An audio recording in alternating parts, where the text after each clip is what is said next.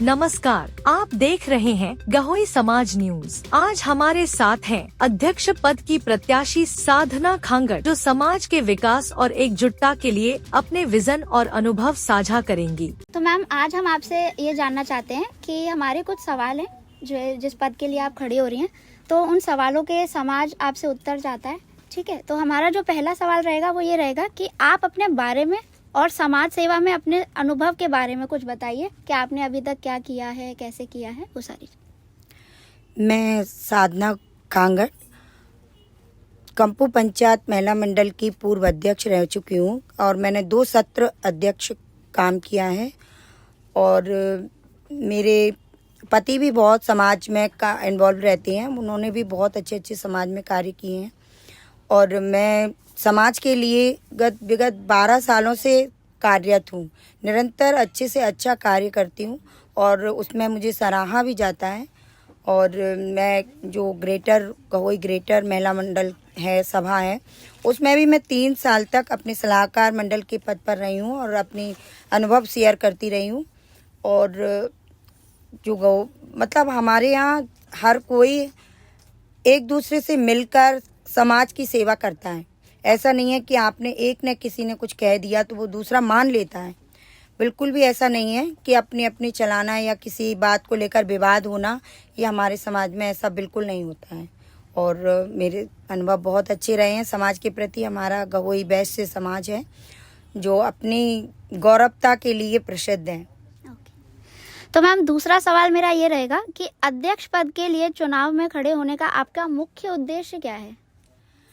अध्यक्ष पद पे चुनाव लड़ने का मेरा मुख्य उद्देश्य है कि मैं समाज की सेवा कर सकूं। विगत 12 सालों से मैं समाज की सेवा कर रही हूं एक छोटे पंचायत में।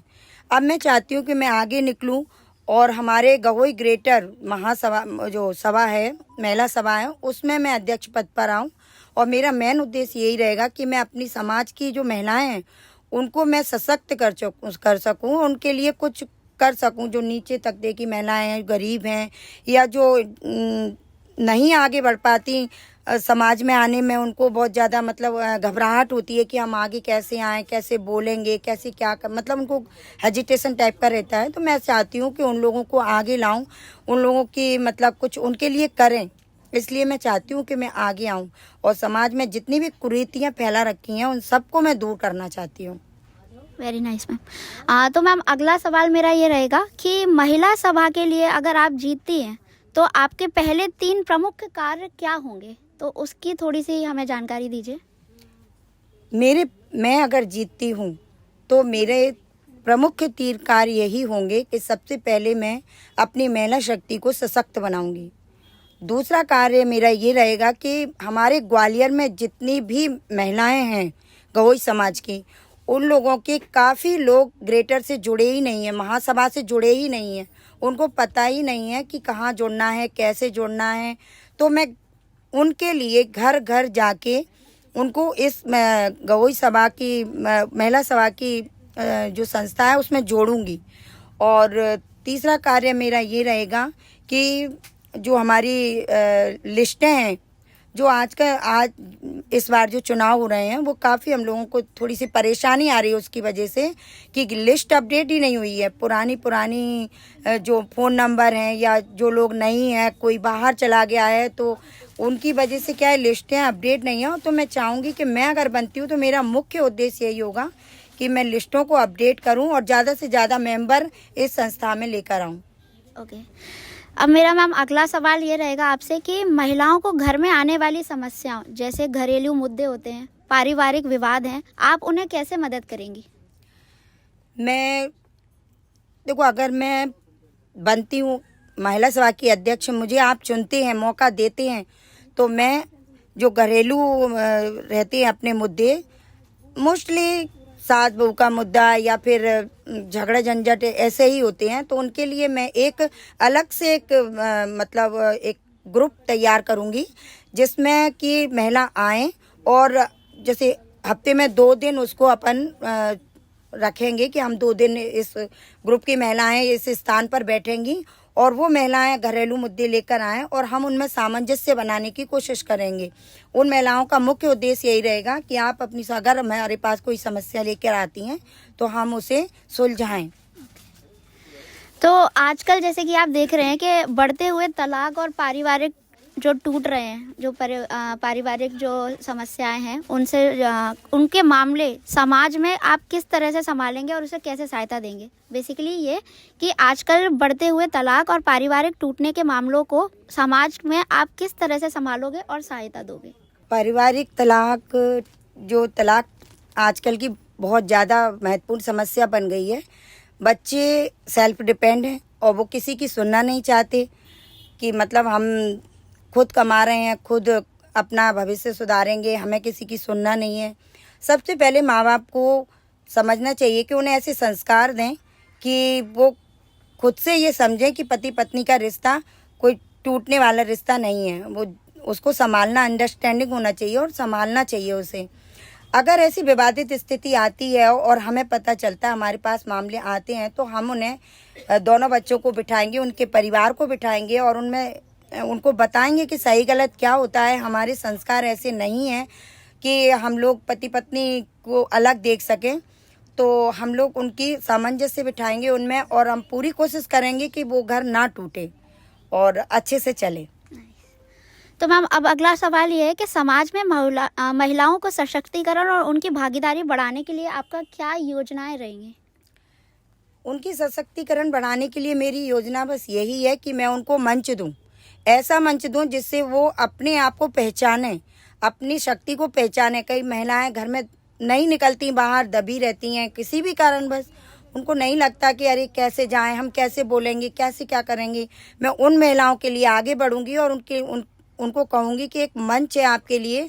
छोटे तरीके का मतलब छोटे स्तर से बड़े मंच पर कैसे जाया जाता है, कैसे बोला जाता है, कैसे आप अपनी योजनाओं को बढ़ा सकते हैं, उस सारे तरीके से करूंगी। मतलब स्टेप बाय स्टेप उनको आगे बढ़ाने की कोशिश करूंगी।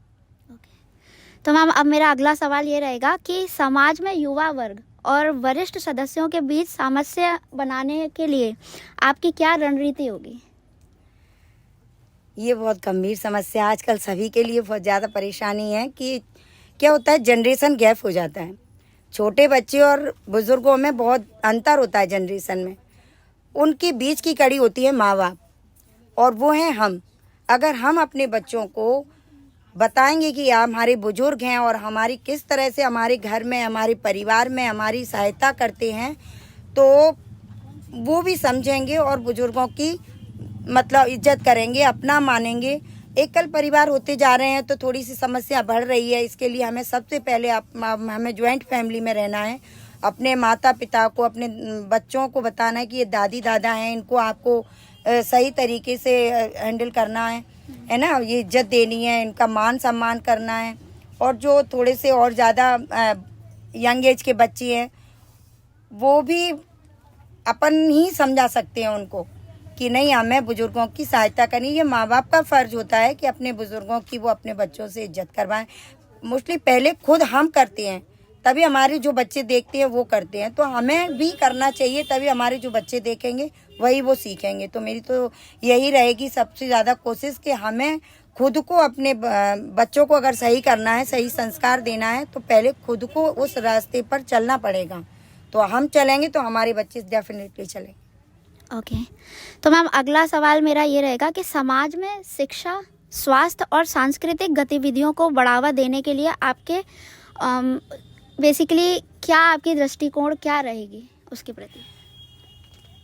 हमारे गहोई समाज में बहुत से ऐसे लोग हैं, मतलब कई हैं, ग्वालियर में ऐसे परिवार हैं जो कि अपने बच्चों को सही शिक्षा नहीं दे पा रहे हैं, कमजोरी की वजह, मतलब आर्थिक स्थिति कमजोर होने की वजह से। तो हमारी महिला पूरी सभा का यही उद्देश्य रहेगा कि ऐसे ऐसे लोगों को हम उनके बच्चों के लिए शिक्षा की व्यवस्था करें और उनको आगे बढ़ाएं। सांस्कृतिक प्रोग्राम में तो हमारे यहाँ बहुत सारे प्रोग्राम हैं। हमारा तो हर दिन त्योहारों का ही दिन है भारत देश। तो हमारे गौरी समाज में बहुत से त्यौहार मनाए जाते हैं जिनमें हम रंगारंग कार्यक्रम बहुत एक से एक कर सकते हैं। अभी नवरात्रि का त्यौहार चल रहा है, गरबा वगैरह करके भी हम अपने रंगारंग कार्यक्रमों को आगे बढ़ा सकते हैं। तो ऐसे कई उद्देश्य है मेरे आगे चल के, जिनसे सांस्कृतिक शिक्षा के लिए, स्वास्थ्य के लिए हम कई कैंप लगवाएंगे। हमारे गवई समाज में निःशुल्क कैंप लगते हैं और हम लोग भी बहुत कैंप लगवाते हैं, जिससे कि लोगों को थोड़ा सा राहत मिल सके, बड़ी बड़ी फीसों से वो थोड़ा बच सके। बस यही मेरा उद्देश्य है कि मैं इन सब चीज़ों के बारे में मतलब पूरा कार्य करूँगी इनके ऊपर। ओके, तो मैम एक पिछले कार्यकाल में महिला सभा ने किन किन क्षेत्रों में सुधार की आवश्यकता है, आप उसमें क्या बदलाव लाना चाहेंगे? ये बहुत पिछली महासभा जो है उसमें देखो सभी अपने अपने ढंग से चलाते हैं। उन्होंने भी अपने ढंग से चलाया, अच्छा किया, और मैं अपने तरीके से चलाऊंगी जो मैं बहुत अच्छा करूंगी। मैं ये नहीं कहती कि किसी ने कैसा चलाया, किसी ने कैसा नहीं चलाया, ये गलत होगा कहना, पर मैं अपने ढंग से बहुत अच्छा चलाऊंगी और करके दिखाऊंगी। मैं करने में विश्वास करती हूँ, कहने में नहीं। Okay, nice. मैम अब एक तीखा सवाल है, अगर आप जीतती हैं तो क्या सभी फैसले आप खुद लेंगी या सिर्फ सामने दिखावा होगा और पीछे कोई आपके माध्यम से निर्णय लेगा? नहीं, ऐसा नहीं है। कोई भी संस्था सिर्फ अकेले से नहीं चलती, ये तो सभी जानते हैं। किसी भी संस्था अगर अध्यक्ष बनती हूँ तो मेरे ही फैसले नहीं होते। कोई भी संस्था अगर अपनी पूरी टीम वर्क काम नहीं करेगी तब तक वो कार्य सफल नहीं होगा। तो टीम वर्क होती है तभी वो कार्य सफल होता है। कोई एक व्यक्ति या विशेष उस कार्य को पूरा नहीं कर सकता। तो मैं टीम वर्क से काम करूंगी और मेरी टीम जो आ रही है वो बहुत अच्छी है, अपने अपने कार्य में सब दक्ष हैं, बहुत निपुण हैं। ओके, अब मैम आखिरी सवाल है हमारा कि अंत में मैं आपसे ये जानना चाहती हूँ कि आप अपने समर्थकों और समाज के लोगों को क्या संदेश देना चाहेंगे? मैं अपने समर्थकों को और अपने समाज सेविकाओं को बस यही संदेश देना चाहती हूँ कि समाज में ऐसे व्यक्ति को लाएं, ऐसी महासभा में ऐसी ग्रेटर अध्यक्ष को लाएं जो कि समाज का भला कर सके, समाज स्तर से जुड़ी हो। ना कि आप स्टेप बाय स्टेप, जैसे कहते हैं ना, सीढ़ी बाय सीढ़ी चढ़ोगे तो आप छत पर पहुंचो। आप एकदम सारी जीने चढ़कर छत पर पहुंचना चाहोगे तो गिरने के चांसेस बहुत ज़्यादा रहते हैं। बस मैं यही चाहती हूं कि समाज में ऐसे व्यक्ति आए जो स्टेप बाय स्टेप बढ़कर अपनी छवि बनाकर अपनी समाज के गतिविधियों के बल पर आगे आए हैं और उन्होंने कुछ करके दिखाया है, तभी वो यहाँ तक पहुँचे हैं। तो मैं ऐसा ही चाहूँगी अपने समर्थकों से कि वो अपने अध्यक्ष ऐसा चुने कि जो सामाजिक हो और समाज स्तर से जुड़ा हुआ हो।